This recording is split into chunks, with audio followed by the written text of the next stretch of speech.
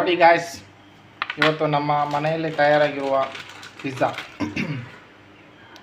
ಇದನ್ನು ಆಲ್ರೆಡಿ ಒಂದು ಮ್ಯಾಗ್ನೆಟ್ ಆಗಿ ರೆಡಿ ಆಗ್ತಾ ಇದೆ. ಬಟ್ ಈಗ ತಯಾರು ಮಾಡುವ ರೀತಿ ಯಾವ ಥರ ಇದೆ ಅಂತ ನೋಡಿ. ಮೊದಲಾಗಿ ಪಿಜ್ಜಾ ಬೇಸನ್ನು ಇಟ್ಟು ಆಮೇಲೆ ಅದರ ಮೇಲೆ ಸಾಸನ್ನು ಕ್ರಿಯೇಟ್ ಮಾಡ್ತಾರೆ. ತದನಂತರವಾಗಿ ಚೀಸನ್ನು ಹಾಕಲಾಗಿದೆ. ಆಮೇಲೆ ಈರುಳ್ಳಿ, ಕ್ಯಾಪ್ಸಿಕಮ್ ಅದೆಲ್ಲವಾಗಿ ತದನಂತರವಾಗಿ ಯಾವುದನ್ನು ಹಾಕುತ್ತಾನೆ ಅಂತೂ ನೀವೇ ಕಾದು ನೋಡಿ.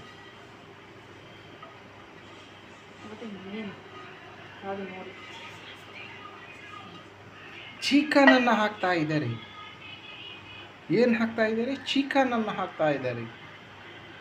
This is a chicken melted pizza base.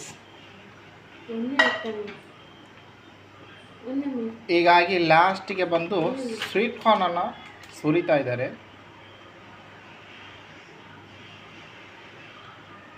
ಇದೇ ನೋಡಿ ಮನೆಯಲ್ಲಿ ಮಾಡ್ತಾ ಇರುವ ಪಿಜ್ಜಾ ಬೇಸ್. ಲಾಸ್ಟಿಗೆ ಈ ಥರ ಮೆಲ್ಟಾಗಿ ನಮಗೆ ಸಿಗುತ್ತದೆ. ಇದನ್ನು ನಾವು ಆರಾಮಾಗಿ ತಿನ್ನಬಹುದು, ಒಳ್ಳೆ ಟೇಸ್ಟಿಯಾಗಿರುತ್ತದೆ. ಆಮೇಲೆ ಅದರ ಮೇಲೆ ಚೀಸ್ ಸ್ಲೈಸನ್ನು ಹಾಕ್ತಾರೆ. ಇದೆ ನಮ್ಮ ಮನೆಯಲ್ಲಿ ಮಾಡುವಂಥ ಸೂಪರ್ ಆಗಿರುವಂಥ ಪಿಜ್ಜಾ ಬೇಸ್.